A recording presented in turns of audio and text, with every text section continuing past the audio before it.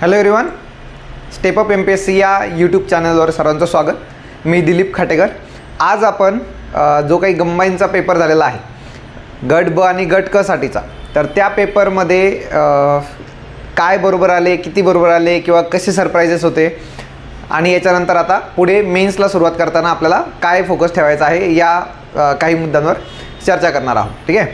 तर साधारणपणे गट बचा जो काही पेपर होता तर किंवा गट ब आणि गट कचा, तर साधारणपणे सगळ्यांचे जे काही रिव्ह्यूज आलेले आहेत तर त्याच्यामध्ये एक साधारण अंदाज आहे किंवा काठिण्य पातळी जराशी जास्त होती आणि त्यामुळे मागच्या वर्षी ज्यांचे 60-65 पर्यंत मार्क्स होते असेही लोकांचे मार्क्स अगदी 50 ते 55 रेंजमध्ये आलेले आहेत. त्यामुळे तुम्ही अंदाज घ्या की बाबा साधारणपणे जर मागच्या प्रिलिमला एवढे मार्क्स असतील आणि आता जर 5 ते 7-10 मार्काची जर सरासरी आपल्याला घसरण झालेली दिसत असतील तर ते आपल्याला अंदाज येतो किंवा आपण कुठे आहोत आणि कशा पद्धतीने. अगदी मी टार्गेट सर 70 ठेवलं होतं आणि आता 65 झाले किंवा 60 झाले, तर हे टार्गेट 100% आपण निश्चितपणे काहीतरी टार्गेट छान ठेवतोच.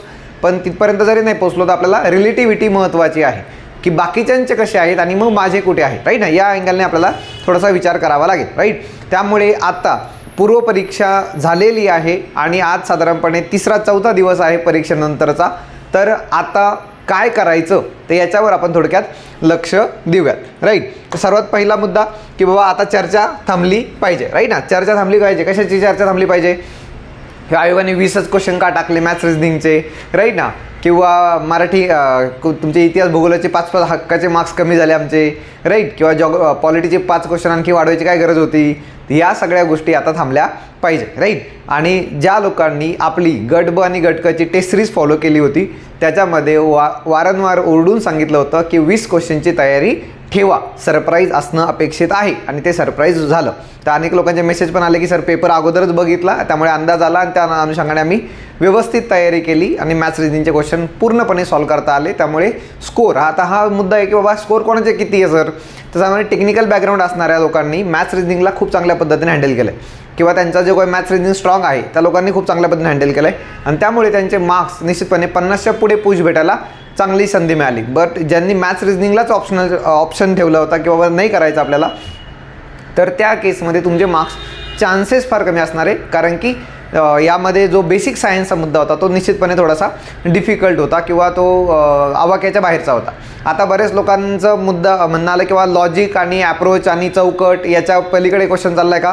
तर मुद्दा लक्षात घ्या की पॅटर्न जो आहे तर मी दरवेळी सांगत असतो की दरवेळी तुम्ही पहिली प्रायोरिटी लक्षात घ्यायची आहे की आपल्या चौकटीतून चुकणार नाहीत. ॲनालिसिस सुरू करा. मागच्या प्रिलिमच्या वेळी सुद्धा मी हा व्हिडिओ टाकला. प्रिलिम नंतर काय करायचं, ॲनालिसिस करा. काय ॲनालिसिस करायचं आहे की बाबा आपण आपल्या नोटबुकमध्ये काय गोष्टी लिहून ठेवल्या आहेत पॉलिटीच्या, राईट ना, महाधिवक्त्याच्या, उच्च न्यायालयाच्या, त्या गोष्टी चुकल्या आहे का, घटना दुरुस्तीच्या त्या गोष्टी चुकल्या आहे का. मग ह्या नोट्समधून जर चुकल्या असतील तर या चौकटीतून चुकतो आहे, त्यामुळे चुकीला माफी नाही, राईट. किंवा याच्यानंतर ते एक समितीवर क्वेश्चन विचारला गेला होता, घटना समितीच्या का एक्झिक्युटिव्ह कमिटीच्या संबंधी. तर ते मला फार रेअरली वाटतं की बाबा बऱ्याच लोकांच्या वाचण्यामध्ये नव्याने आलं असणार आहे, राईट. म्हणजे पुस्तकात सगळ्या गोष्टी सापडणार त्याला का वाद नाही, परंतु पुस्तकात वाचताना मी तेवढी त्याला प्रायोरिटी दिलेली नसणार आहे आणि त्यामुळे तो चौकटीच्या बाहेरचा आहे. मग चौकटीच्या जर बाहेरचा असेल तर तिथे आपण काहीतरी मारणं अपेक्षित होतं आणि तुम्ही काहीतरी मारलेलं आहे, ते चुकू द्या. मॅक्झिमम लोकांचं चुकणार आहे. तो क्वेश्चन डिसाईड नाही करणार आहे, मेरिट तो क्वेश्चन डिसाईड करत नाही किंवा असे क्वेश्चन मेरिट डिसाईड करत नाही. बरं, जे चौकटीतले क्वेश्चन्स आहेत, जे त्रासदायक क्वेश्चन्स नाही आहेत, म्हणजे जे सर्वसाधारण अभ्यास करणाऱ्या मुलाला यायला पाहिजे त्या क्वेश्चनमध्ये आपण किती चुकलो याचा ॲनालिसिस लगेचच करून टाकायचं. अनेक लोकांचे मेसेज येत आहे की पॉलिटीमध्ये कॅटेगरी केली आहे, पॉलिटीमध्ये, हिस्ट्रीमध्ये, जॉग्रफीमध्ये असं कॅटेगरी करून झालं आहे, अंदाज आलेला आहे आणि आता इम्प्रूव्हमेंट करायची आहे. तर इथून पुढे काय करणं अपेक्षित आहे त्याच्यावर एक व्हिडिओ बनवा.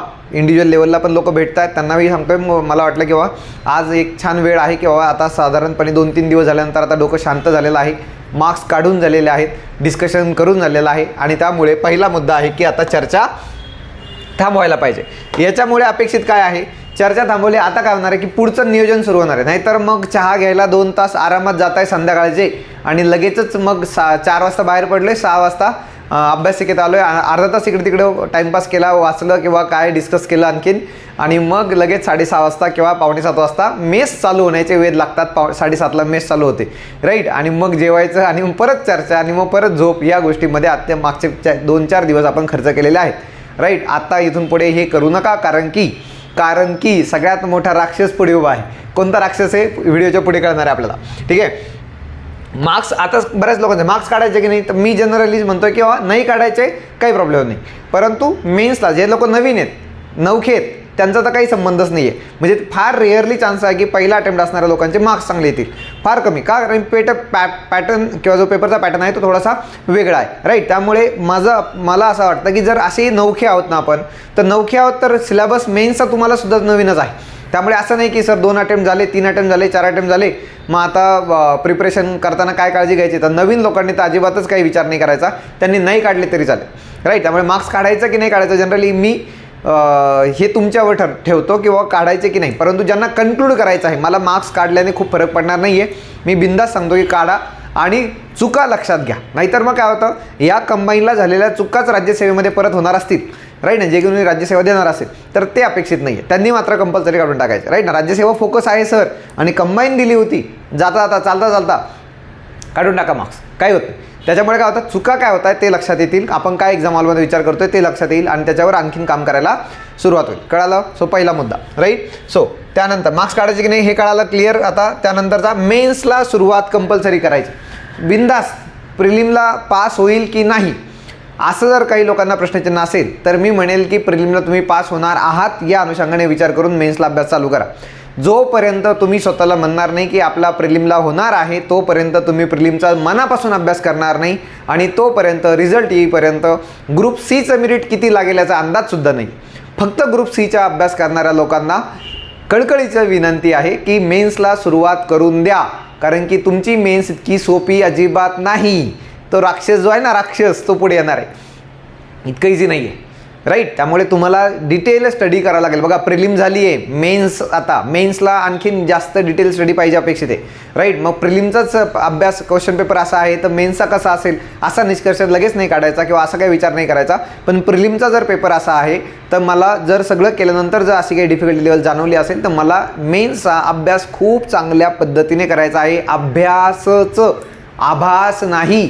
फक्त पुस्तकाचं वाचन करणाऱ्यांचे काय हाल झाले हे कालच्या पेपरने दाखवून दिले, राईट. त्यामुळे वाचा, नोट्स काढा, शॉर्ट नोट्स काढा, रिवाईज करा, त्याच्यावर टेस्ट सॉल्व करा, ॲनालिसिस करा कुठे चुकतोय, आणि मग पुन्हा एकदा रिवाईज करा, परत एकदा एक्झाम द्या, परत एकदा टेस्ट द्या, परत एकदा ॲनालिसिस करा. या टप्प्यामध्ये आपल्याला अभ्यास करावा लागणार आहे, फक्त असं चालणार नाही. कळालं का, राईट. सो मेन्सला मार्क्स किती आहेत याचा विचार न करता आपण काय केले, सुरुवात करायची आहे किंवा सुरुवात केलेली आहे. त्यानंतर मागील 2022च्या मेन्स करणाऱ्यांसाठीच्या अडचणी वेगळ्याच आहे. हे तर म्हणजे तो विकी कौशलचा मीम आहे ना, हे दुःख काय खतम नाही होता, तर त्या सिच्युएशनमध्ये आहोत. कारण की मागच्या वेळी जेव्हा ऑगस्टमध्ये राज्यसेवा झाली, ऑगस्टमधली जी राज्यसेवा झाल्यानंतर आम्ही काय केलं होतं, सप्टेंबरमधल्या प्रिलिमला फोकस केला होता. 8 सप्टेंबरचे प्रिलिम होते बहुतेक, राईट. का? कारण की आयोगाने त्यावेळी म्हटलं होतं की आमची पुढची डिस्क्रिप्टिव्ह असणार आहे. दरम्यानच्या काळात त्या गोष्टी बदलल्या, परंतु त्यावेळी डिस्क्रिप्टिव्ह राज्यसेवा होईल म्हणून आम्ही सप्टेंबरच्या गट ब आणि गट बच्या एक्झामला फोकस केला होता आणि जीव तोडून अभ्यास केला होता. आता या लोकांच्या अडचणी अशा आहेत की जी गट बची एक्झाम आहे तिची 2022ची मेन्स अजून व्हायची बाकी आहे. तर मोस्ट प्रॉब्ली चान्सेस आहेत की ती जून नंतर होईल. आता तर इमिजिएट काही होणार नाही, राईट. म्हणजे 5 जून 4 जून नंतर जे काही डेट्स उपलब्ध असतील त्याच्यानुसार कमिंग डेजमध्ये होईल. मी अंदाज सांगतोय, मला काही आतली खबर असत नाही, ठीक आहे.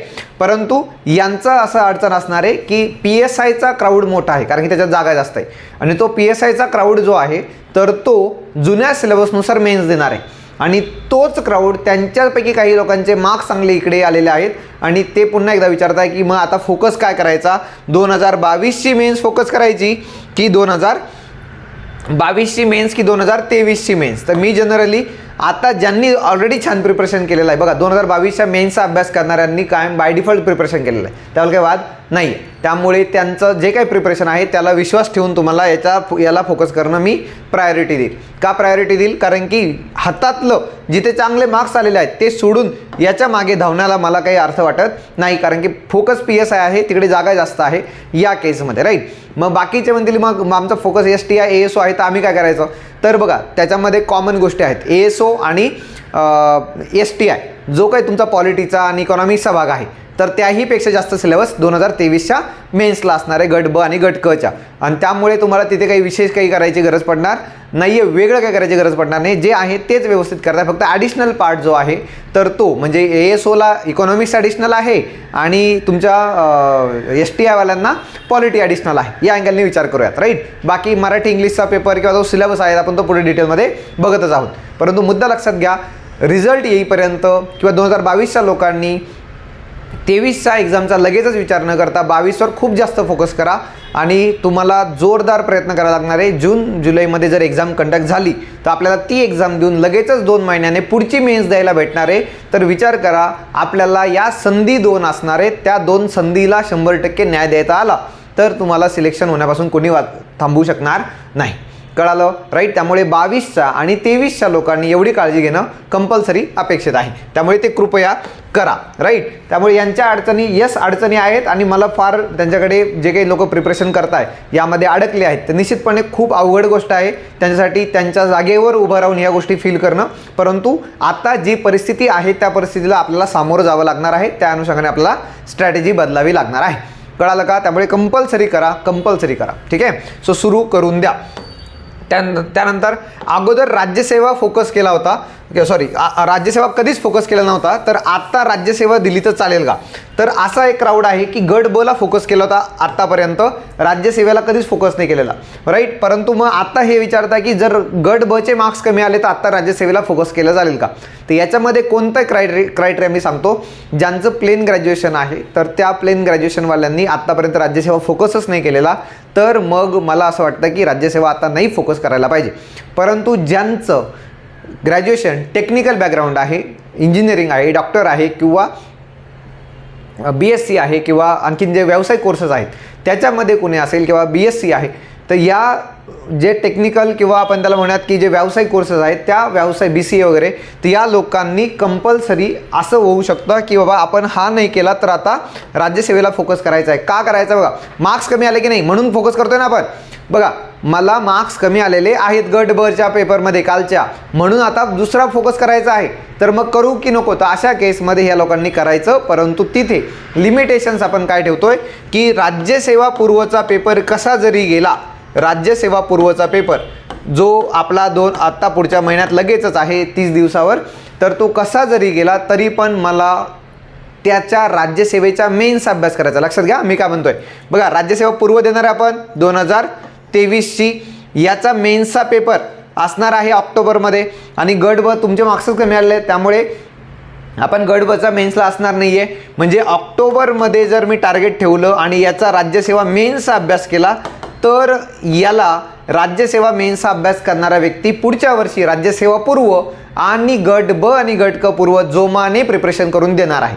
कळत आहे का मला काय म्हणायचं आहे? बघा, राज्यसेवा पूर्वचा अभ्यास करणाऱ्या लोकांनी राज्यसेवा मेन्सचा अभ्यास करणं अपेक्षितच आहे. परंतु गट ब आणि गट क वाल्यांनी काय केलं आहे, राज्यसेवा मेन्सचा सिलेबस कधीच बघितला नाही. आता सिलेबसमुळं काय होतं की तुमचा पॉलिटीचा काही भाग आहे, इकॉनॉमिक्सचा काही भाग आहे किंवा तुमच्या हिस्ट्री जॉग्रफीचा काही भाग आहे, एक 2 क्वेश्चन जरी तुमच्या चौकटीच्या बाहेरचे आले, म्हणजे कोणत्या चौकटीच्या बाहेरचे? गट ब आणि गट क च्या चौकटीच्या बाहेरचे. तर गट ब आणि गट क च्या मेन्सची चौकट जर एवढी असेल तर राज्यसेवा मेन्सच्या सिलेबसची चौकट एवढी आहे, हे तर माहिती आहे आपल्याला. मग याचा अर्थ काय होतो? इथून जो येणारा क्वेश्चन आहे जो की फक्त गट ब आणि गट क च्या अभ्यास करणाऱ्या लोकांना अवघड वाटतो, आउट ऑफ बॉक्स वाटतो, तो राज्यसेवेच्या लोकांना वारंवार प्रिपरेशन केलेल्या अभ्यासाचा भाग आहे. मग आपल्याला फक्त प्रिलिम पास व्हायची आहे का लिस्टमध्ये यायचं आहे? तर प्रिलिम पास व्हायची फक्त नाही, लिस्टमध्ये यायचं आहे. मग लिस्टमध्ये यायचं असेल तर आपल्याला कंपल्सरी त्या 1-2 मार्काला सुद्धा न्याय द्यावा लागणार आहे किंवा त्या 1-2 मार्काच्या क्वेश्चन्सला सुद्धा, जे की आउट ऑफ बॉक्स चालले होते माझ्यासाठी, परंतु काही लोकांचं प्रिपरेशन जास्त असल्यामुळे त्यांच्या आवाक्यात येतं, तो मुद्दा मला कव्हर करावा लागेल.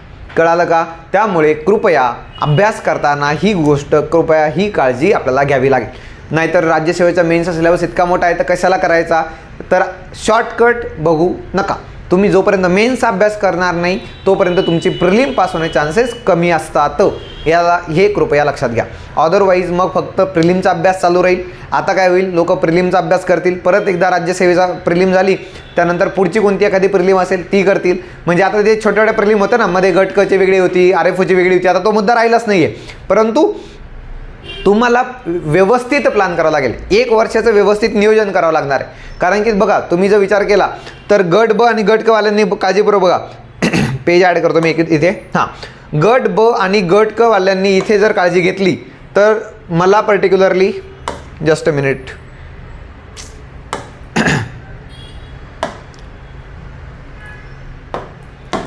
हां,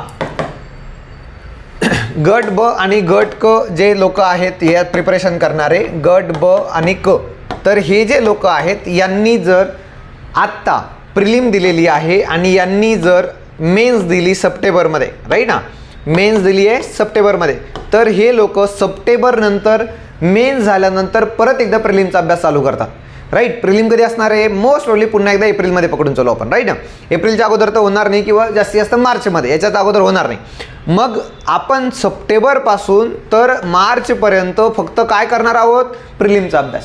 आणि हे सगळ्यात जास्त भयानक आहे. का? कारण की तुम्ही आत्ता मेन्स दिल्यानंतर त्याच्यामध्ये मेन्समध्ये इम्प्रूव्हमेंट करणं अपेक्षित आहे. मग या मेन्समध्ये इम्प्रूव्हमेंट कसं होणार आहे की त्या मेन्सच्या सिलेबसबरोबर आणखीन आवाका काय काय वाढवला जाऊ शकतो ते आवाकावर काम करायचं. म्हणून मी लोकांना सांगतोय कंपल्सरी की या सप्टेंबरमधल्या मेन्स नंतर तुम्हाला राज्यसेवेच्या मेन्समधले कोणते कोणते घटक हे जे झालेले नाही आपले ते सुद्धा करून घ्यायचे. त्याच्यामुळे आपला आवाका छानपैकी वाढणार आहे. आता हे काही लोकांना पचायला फार अवघड आहे, परंतु हे कृपया लक्षात घ्या. STI, ASO आणि कालपर्यंत PSI वेगळा होता म्हणून तिथे टक्केवारी कमी होती. तरी पण आता इथून पुढे PSI, STI, ASO, सब रजिस्ट्रार याच्यामध्ये सिलेक्ट होणारे लोक राज्यसेवेच्या मुख्यचा अभ्यास करणारे असतील. सिलेक्शनला फार कमी चान्सेस होऊन जातात. प्रिलिम पास होणं ही एक टास्क आहे 100%, परंतु तिथे रेशो जास्त आहे. परंतु आपल्याला डायरेक्ट लिस्टमध्ये यायचं आहे 200 किंवा 300 जागांमध्ये. त्यामध्ये आणखी कॅटेगरी केली तर राज्यातून 3रा 4था यायचं आहे कॅटेगरीनुसार जर विचार केला तर. मग अशा केसमध्ये तुम्हाला अभ्यास खूप जास्त पर्टिक्युलर करावा लागेल आणि त्याच्यासाठी मोठ्या प्रमाणात एफर्ट्स घ्यावे लागतील. इतकं सोपं नाही आहे आपल्याला लिस्टमध्ये येणं, कळतंय का? राईट. आणि ग्रुप सी वाल्यांनी बघा, ग्रुप सी वाल्यांनी बिंदास त्यांनी राज्यसेवेचा करायचा का? तर मी तिने म्हणलं की त्यांनी राज्यसेवेचा नाही केला तरी चालेल, परंतु ग्रुप सी वाल्यांनी हा जो तुमचा सिलेबस आहे तो इतका डिटेलमध्ये करावा लागणार आहे. कारण की इंजिनियर लोकंसुद्धा कधी कधी जॉब सिक्युरिटीसाठी ग्रुप सीच्या पोस्ट घेताना दिसतात आणि त्यामुळे जर ती कॉम्पिटिशन आपल्याला किल करायचं आहे तर त्याच पद्धतीने आपल्याला प्रिपरेशन करावं लागणार आहे.